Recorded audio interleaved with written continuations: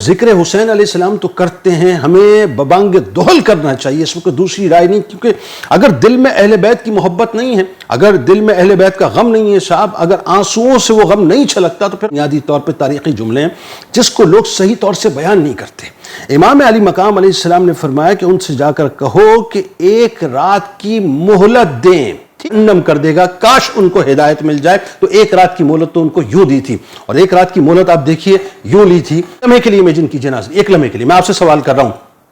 اگر آپ کے سامنے اس وقت موت کھڑی ہو اور آپ کو کوئی یہ کہہ دے، بلا تمثیل عرض کر رہا ہوں، آپ سے کوئی یہ کہہ دے کہ صبح جو ہے تم کو قتل کر دیا جائے گا، اس رات بھی ان کو نمازوں سے کتنا پیار تھا، اس رات بھی ان کو ذکر و اذکار سے کتنا پیار تھا، اس رات بھی ان کو قرآن کی تلاوت سے کتنا پیار۔ الحمدللہ رب العالمین والصلاة والسلام علی سید الانبیاء والمرسلین۔ تمام دیکھنے والوں کو جنید اقبال کی جانب سے انتہائی محبت کے ساتھ السلام علیکم۔ ناظرین کرام، آپ جانتے ہیں کہ کربلا کا سانحہ ایسا سانحہ ہے صاحب کہ اس کا درد، اس کی تکلیف رہتی دنیا تک رہے گی، اس میں کوئی دوسری رائے نہیں ہے۔ ظاہر ہے جب جب کربلا کا ذکر ہوگا، جب جب شہادتوں کا ذکر ہوگا، تو وہ ساری داستانیں مسلمانوں کی نگاہوں کے سامنے بالکل ایک دم گھوم جایا کرتی ہیں کہ جہاں امام علی مقام امام حسین علیہ السلام اور ان کے رفقا کو، یعنی رسول کریم صلی اللہ علیہ وآلہ وسلم کے آل کو اور ان کی آل کے رفقا کو جس بے دردی کے ساتھ میدان کربلا میں ذبح کیا گیا، تاریخ میں اور کوئی مثال اس قسم کی نہیں ملتی۔ لیکن قربان جائیے صاحب، قربان جائیے نواسہ رسول صلی اللہ علیہ وآلہ وسلم پر، ان کے تمام ہی رفقا پر، تمام ہی اہل بیت پر، کہ جنہوں نے اپنا سب کچھ لوٹا دیا لیکن پائے استقلال میں کسی قسم کی لغزش نہ آئی صاحب۔ صبر کو دیکھیں تو وہ اپنی انتہا پر نظر آتا ہے، شکر کو دیکھیں تو وہ اپنی انتہا پر نظر آتا ہے، جرأت و بہادری کو دیکھیں تو وہ اپنی انتہاؤں پر نظر آتی ہے، استقامت کو دیکھیں تو وہ اپنی انتہاؤں پر نظر آتی ہے۔ یعنی غرض کوئی بھی وصف اٹھا لیجئے، ایسا لگتا ہے یہ سارے اوصاف در امام علی مقام علیہ السلام سے بھیک مانگتے ہوئے نظر آتے ہیں۔ ذرا تصور تو کیجئے صاحب کہ 28 رجب المرجب ہے اور نواسہ رسول صلی اللہ علیہ وآلہ وسلم اپنے اہل بیت کے ساتھ اور اپنے رفقا کے ساتھ تشریف فرمان، فیصلہ ہو چکا ہے کہ اب مدینہ پاک کو چھوڑنا ہے، یعنی اس مدینہ پاک کو چھوڑنا ہے جس مدینہ پاک کو مدینہ پاک مدنی سرکار کی وجہ سے کہا جاتا ہے، یعنی ان کے نانا جان کی وجہ سے کہا جاتا ہے۔ جس مدینہ پاک کو آپ کے نانا جان نے بسایا، جس مدینہ پاک کی گلیوں میں آپ چلا پھرا کرتے تھے، جن کی فضائیں آپ کے جسم اطہر کی خوشبو کی وجہ سے معطر رہا کرتی تھیں، آج اس مدینہ پاک کو چھوڑنا ہے، فیصلہ ہو چکا ہے، اور 28 رجب المرجب کو آپ مدینہ پاک سے نکل کر مکہ پاک کی طرف چلے جاتے ہیں۔ پھر اس کے بعد ناظرین ایک منظرنامہ اور آتا ہے کہ مکہ پاک میں بھی آپ کو سکون سے نہیں بیٹھنے دیا جاتا، یعنی وہ جو یزید کی انٹیلیجنس ہے وہ ٹو میں لگی ہوئی ہے، اور حرمت مدینہ پاک کی وجہ سے آپ مدینہ پاک چھوڑتے ہیں، اور پھر حرمت مکہ پاک کی وجہ سے آپ کو مکہ پاک بھی چھوڑنا پڑتا ہے، اور 8 ذو الحجہ کو آپ خطوط لے کر روانہ ہو جاتے ہیں کوفے کی جانب، اور حرمت مکہ پاک کو بھی محفوظ کر لیتے ہیں۔ اور پھر وہ منظر ہے ناظرین کہ راستے کے اندر آپ کو ایک جملہ سننے کو ملتا ہے جب فرزدق سے آپ کی ملاقات ہوتی ہے۔ عرب کا بہت بڑا مشہور شاعر تھا،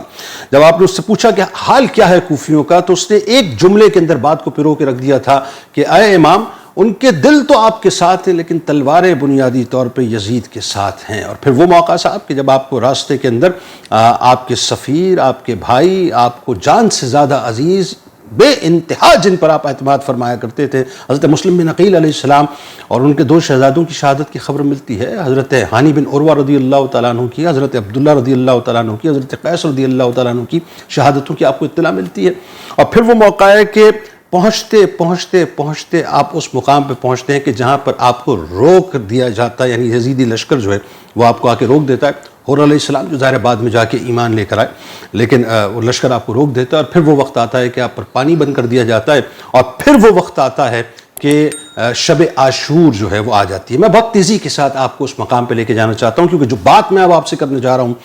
وہ بات بڑی صاحب سمجھنے والی ہے، اور اس بات کو سمجھنا اس لیے ضروری ہے کہ آج ہم ذکر حسین علیہ السلام تو کرتے ہیں، ہمیں ببانگ دہل کرنا چاہیے، اس میں کوئی دوسری رائے نہیں، کیونکہ اگر دل میں اہل بیت کی محبت نہیں ہے، اگر دل میں اہل بیت کا غم نہیں ہے صاحب، اگر آنسوؤں سے وہ غم نہیں چھلکتا، تو پھر ہمارے پاس رہ کیا گیا صاحب، پھر رہ کیا گیا۔ ہم اپنے ایمان کو پھر فارغ کر دیں کہ اگر امام علی مقام امام حسین علیہ السلام کی تکالیف کو دیکھ کر اگر ہمارے دل کے اندر تکلیف نہیں اٹھتی، تو پھر ہم اپنے وجود کو جو ہے صاحب اڑا دیجئے، خاک کر دیجئے، اس کے علاوہ کچھ بھی نہیں رہ گیا۔ تو میں اصل میں بہت تیزی کے ساتھ آپ کو اس منظر کی جانب لے کے جانا چاہتا ہوں کہ شب عاشور ابھی آئی نہیں ہے، ذہن میں رکھیے گا، اور عصر کا وقت ہے، یعنی عصر کا وقت جو ہے وہ ہو چکا ہے، نماز عصر امام علی مقام امام حسین علیہ السلام جو ہیں وہ ادا کر چکے ہیں، اور اپنے خیمے کے ساتھ اپنی تلوار کے سہارے سے گھٹنوں پر سر رکھ کر آپ آرام فرما رہے ہیں۔ ظاہر ہے آپ سوچئے ذرا کہ اتنا طویل سفر ہو چکا ہے، اتنا بڑا یوں کہہ لیجئے کہ پریشر جو ہے وہ یزیدی لشکر کی طرف سے آ چکا ہے، اور آپ اس وقت جو ہے وہ اپنا ایک عجیب کیفیت کے اندر مبتلا ہے۔ پر 3 دن سے پانی بھی، یعنی 2 دن ہو چکے ہیں، پانی جو ہے وہ بند کیا گیا ہے آپ کا، اور ذرا سوچئے کہ وہاں پہ جو ہے وہ اپنا ننھے پھول بھی موجود ہیں، وہاں مستورات بھی، مبارک مستورات، پاک مستورات بھی موجود ہیں، وہاں پر اہل بیت کی جو ہے وہ دیگر جوان بھی موجود ہیں، رفقا بھی موجود ہیں، اور پانی جو ہے میسر نہیں آ رہا، تو کیفیت بہت عجیب ہوئی ہے صاحب، یعنی بہت آزمائشوں اور تکالیف سے آپ کو جو ہے گزرنا پڑ رہا ہے۔ اس کیفیت کے اندر آپ کی آنکھ لگ جاتی ہے۔ اب ہوتا یہ ہے کہ فوج کا جو شور و غل ہے وہ بڑھنا شروع ہوتا ہے، یعنی فوج، یزیدی فوج جو ہے وہ قریب آنا شروع ہوتی ہے اور اس کا شور و غل بڑھنا شروع ہوتا ہے۔ اچانک بی بی زینب سلام اللہ علیہ جو آپ کی ہمشیرہ ہیں، وہ امام علی مقام امام حسین علیہ السلام کی خدمت اقدس میں حاضر ہوتی ہے، اور ان کو جگا کر یہ بتاتی ہیں کہ دشمن کی فوج جو ہے وہ بہت زیادہ نزدیک آ چکی ہے۔ جیسے ہی امام علی مقام امام حسین علیہ السلام اپنی آنکھ کھولتے ہیں تو آپ فرماتے ہیں کہ اے بہنا، ابھی میں نے رسول کریم صلی اللہ علیہ وآلہ وسلم کو، یعنی اپنے نانا جان کو خواب میں دیکھا۔ اچھا، اب یہ وہ بات ہے جس کو سن کر یقین مانیے کلیجہ جو ہے وہ منہ کو آنے لگتا ہے، کہ آپ نے فرمایا کہ رسول کریم صلی اللہ علیہ وآلہ وسلم نے فرمایا کہ تم ہمارے پاس آنے والے ہو، تم ہمارے پاس آنے والے ہو۔ بی بی زینب سلام اللہ علیہ نے جیسے یہ خواب سنا تو آپ انتہائی بے قرار ہو گئیں، آپ رونے لگیں۔ تو اس وقت امام علی مقام امام حسین علیہ السلام نے آپ کو فرمایا کہ صبر کرو اور خاموش رہو، اللہ مالک، اللہ مالک ہے۔ پھر امام نے حضرت عباس علیہ السلام سے فرمایا کہ یہ جا کے پوچھو تو صحیح کہ بنیادی طور پر اس وقت حملے کا مقصد کیا ہے، یعنی اس وقت جو ہے بنیادی طور پہ حملہ کیوں کرنا چاہتے ہیں، اس کا سبب کیا ہے۔ حضرت عباس علیہ السلام جو ہے وہ فوج کے پاس گئے تو جواب یہ ملا کہ ابن زیاد کا حکم ہے کہ آپ لوگ یا تو اس کی یعنی اطاعت کر لیں، یعنی یزید کی اطاعت کر لیں، یا پھر یہ ہے کہ وہ معاذ اللہ ثم معاذ اللہ، مطلب یہ تھریٹ آ گئی تھی کہ مرنے کو تیار ہو جائیں۔ جیسے یہ پیغام حضرت عباس علیہ السلام امام علی مقام امام حسین علیہ السلام کی خدمت میں لے کے آتے ہیں تو امام علی مقام علیہ السلام نے یہ فرمایا کہ ان سے جا کر کہو۔ اب یہ بنیادی طور پہ تاریخی جملے ہیں جس کو لوگ صحیح طور سے بیان نہیں کرتے۔ امام علی مقام علیہ السلام نے فرمایا کہ ان سے جا کر کہو کہ 1 رات کی مہلت دیں۔ ٹھیک ہے جی، اب یہاں امام کو معاذ اللہ ڈرنا تھا، اپنی جان کا ڈرنا تھا، اپنی رفقا کی جان کا ڈرنا تھا، اپنے اہل بیت کی جان کا ڈرنا تھا۔ وہ تو نڈر تھے صاحب، بہادر تھے، یعنی ان کو کسی قسم کا خوف نہ تھا۔ بات کیا تھی وہ آگے ذرا سمجھیے کہ امام علی مقام امام حسین علیہ السلام نے فرمایا کہ آج رات بھر ہم نمازیں اچھی طرح پڑھ لیں، یعنی ان سے جا کے کہو کہ ہمیں مہلت دیں، اس لیے کہ آج رات بھر ہم نمازیں اچھی طرح پڑھ لیں، دعا مانگ لیں، استغفار کر لیں۔ اللہ تبارک و تعالیٰ خوب جانتا ہے کہ میں نماز، دعا اور استغفار سے بے انتہا محبت رکھتا ہوں۔ یہ امام علی مقام کے جملے تھے جو حضرت عباس علیہ السلام لے کر گئے، یزیدی لشکر کو بتایا، اور 1 رات کی مہلت لے کر آپ آ گئے بمانی دوسری۔ یوں سمجھ لیجئے بات کو کہ 1 رات کی مہلت یزیدی لشکریوں کو دے کر آ گئے، اور 1 رات کی مہلت اپنے رب سے تعلق کے حوالے سے مزید لے کر آ گئے کہ اس رات ہم نے نمازیں بھی ادا کرنی ہیں، اس رات ہم نے قرآن پاک کی تلاوت بھی کرنی ہے، اس رات ہم نے دعا و استغفار بھی کرنی ہے، اس رات ہم نے توبہ بھی کرنی ہے، اس رات ہم نے کثرت سے ذکر و اذکار کرنے ہیں۔ اور 1 رات کی مہلت ان کو اس لیے دے دی کہ ایک بار پھر وہ سوچ لیں، پھر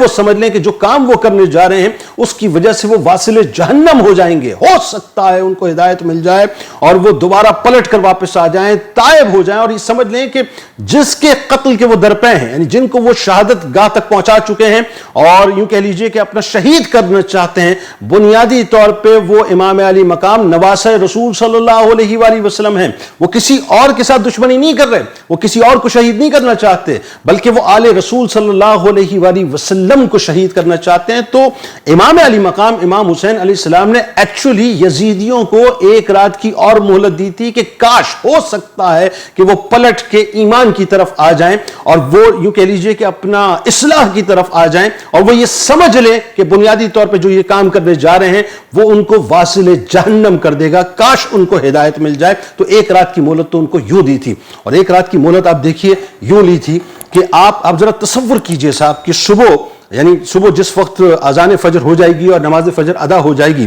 یعنی 10 محرم الحرام کو، تو اس وقت جو ہے وہ سامنے 22,000 کا لشکر موجود، 22,000 کا لشکر تقریباً موجود ہوگا، جن کے پاس اسلحہ موجود ہے، طاقت موجود ہے، پوری حکومتی مشینری، یزید کی پوری حکومتی مشینری ابن زیاد کے توسط سے، چونکہ وہ ظاہر ہے کوفے کا گورنر ہے تو اس کے توسط سے لگی ہوئی ہے، اور ٹاسک صرف ایک ہی ہے، یا تو امام علی مقام امام حسین علیہ السلام سے بیعت کروا لی جائے، ورنہ خدا نخواستہ خاکم بدین ان کو شہید کر دیا جائے۔ تو آپ سوچئے ذرا کہ وہ کیا پریشر ہوگا، وہ کیا پریشر ہوگا۔ اب اس میں تاریخ میں ظاہر مختلف تعداد آتی ہے، 72 نفوس قدسیہ یا 82 نفوس قدسیہ یا 91 نفوس قدسیہ، جن میں 19 کے قریب جو ہیں وہ ہاشمی جوان تھے۔ اب ایک لمحے کے لیے امیجن کیجئے ناظرین، ایک لمحے کے لیے میں آپ سے سوال کر رہا ہوں، اگر آپ کے سامنے اس وقت موت کھڑی ہو اور آپ کو کوئی یہ کہہ دے، بلا تمثیل عرض کر رہا ہوں، آپ سے کوئی یہ کہہ دے کہ صبح جو ہے تم کو قتل کر دیا جائے گا، اور آپ دیکھ رہے ہو کہ سامنے اتنی بڑی طاقت موجود ہے کہ اسکیپ وے کوئی نہیں، میں بچ نہیں سکتا کسی بھی صورت میں، ہر صورت میں مجھے قتل کیا جائے گا، اس رات ذرا سوچئے آپ کیسے وقت گزاریں گے، یہ الفاظ میں ہم بیان نہیں کر سکتے، لیکن قربان جائیے امام علی مقام امام حسین علیہ السلام پر، ان کے رفقا پر، ان کے اہل بیت پہ، کہ اس رات بھی ان کو نمازوں سے کتنا پیار تھا، اس رات بھی ان کو ذکر و اذکار سے کتنا پیار تھا، اس رات بھی ان کو قرآن کی تلاوت سے کتنا پیار تھا، اس رات بھی ان کو توبہ و استغفار سے کتنا پیار تھا۔ یہ ایکچولی پیغام بنیادی طور پہ ہم گناہگاروں کے لیے ہے صاحب، ہم گناہگاروں کے لیے، کہ آج ہمیں اپنی نمازوں کی فکر نہیں ہے، آج ہم اپنے کاموں میں بیزی ہوئے ہیں، آج ہم اپنی جاب میں بیزی ہوئے ہیں، فجر کے وقت ہم سوتے رہتے ہیں، الارم بجتا رہتا ہے، لیکن ہم نمازوں کے لیے نہیں اٹھتے، ظہر کے وقت ہم اپنی جاب میں، اپنے کاموں میں اتنے بیزی ہوتے ہیں، اپنے دھندے میں، اپنے کاروبار میں اتنے بیزی ہوتے ہیں کہ دکان کا گاہک کہیں ہمارے ہاتھوں سے نہ نکل جائے، یا کوئی اسائنمنٹ جو باس نے دیا ہوا ہے کہیں وہ لیٹ نہ ہو جائے، اس چکر کے اندر ہم اپنی نماز کو چھوڑ دیا کرتے ہیں۔ اثر ہمارا جو ہے وہ سڑکوں، اثر کا جو وقت ہے وہ ہمارا سڑکوں کے اوپر گزر جایا کرتا ہے، مغرب میں جو ہے جا کے ہم اپنے بیڈ کے اوپر آرام کر رہے ہوتے ہیں، اور عشاء جو ہے ہم ویسے گزار دیا کرتے ہیں۔ تو ذرا سوچیے کہ ہمیں اپنی نمازوں کی فکر نہیں ہے الا ماشاءاللہ، لیکن ذہن میں رکھیں کہ امام علی مقام امام حسین علیہ السلام نے آخری رات شب عاشور دنیا کو یہ پیغام دے دیا، امتیوں کو یہ پیغام دے دیا کہ نماز سے پیار کیجئے، کسی بھی حال کے اندر، کسی بھی حال میں، کسی بھی وقت، یعنی یہ ذہن میں رکھیں کہ کسی بھی تکلیف اور آزمائش سے گزر جائیں۔ اور ہم تو کیا آزمائشوں سے گزرتے ہیں صاحب، اصل آزمائشی تو ان پر آئی، ہم پہ تو بس یہ سمجھ لیجئے کہ چھوٹے موٹے امتحانات آتے ہیں تو ہم کسی بھی امتحان سے گزر جائیں، نماز کا دامن ہم نے کسی صورت میں نہیں چھوڑنا۔ یہی صورتحال قرآن پاک کی تلاوت کی کہ تاکوں میں اٹھا کے رکھ دیا، ہم نے بند کر کے رکھ دیا صاحب، سجا کے رکھ دیا ہے۔ اعراس کے موقع پہ جو ہے وہ اپنا یوں کہہ لیجئے کہ اپنا بخشش کے لیے صرف جو ہے نکالا جاتا ہے، یا یوں کہہ لیجئے کہ جب بچی کو بیانہ ہوتا ہے تو اس کے سر کے اوپر ہم قرآن پاک رکھ دیتے ہیں۔ قرآن سے ہم نے تعلق توڑ دیا۔ امام علی مقام یہ بتلا رہے ہیں صاحب کہ قرآن سے تم نے تعلق کو توڑنا نہیں ہے بلکہ جوڑے رکھنا ہے، یعنی کن اوقات میں آپ سوچئے آپ قرآن کی تلاوت کر رہے ہیں۔ پھر سب سے جو اہم ترین بات ہے کہ ہم گناہوں سے لدے ہوئے سنے ہوئے ہٹے ہوئے ہیں صاحب، گناہوں کا بوجھ ہمارے کاندھے کے اوپر ہے۔ عالم یہ ہے کہ ہم اپنے بوجھ کو خود نہیں اٹھا سکتے۔ وہ امام جن کے صدقے ہماری بخشش ہونی ہے، ذرا سوچئے وہ اس رات استغفار کی کثرت کر رہے ہیں، اور فرماتے ہیں کہ میں خود اللہ جانتا ہے، اللہ اس بات کو خوب جانتا ہے کہ مجھے نماز سے، دعا سے اور استغفار سے کتنا پیار ہے۔ اللہ تبارک و تعالی ہمیں ذکر حسین علیہ السلام کے ساتھ فکر حسین علیہ السلام عطا کرے کہ ہم نمازوں سے پیار کریں، ہم قرآن کی تلاوت سے پیار کریں، ہم دعا و استغفار سے پیار کریں۔ وقت کوئی بھی ہو، کتنا ہی اچھا ہو یا کتنا ہی برا ہو، ہمیں کبھی بھی نماز کے دامن کو، ذکر و اذکار کے دامن کو، توبہ و استغفار کے دامن کو، قرآن کے دامن کو نہیں چھوڑنا۔ اس دعا، اس امید، اس یقین کے ساتھ کہ اللہ تعالیٰ آپ کا، ہمارا، ہم سب کا حامی و ناصر ہو۔ اللہ حافظ۔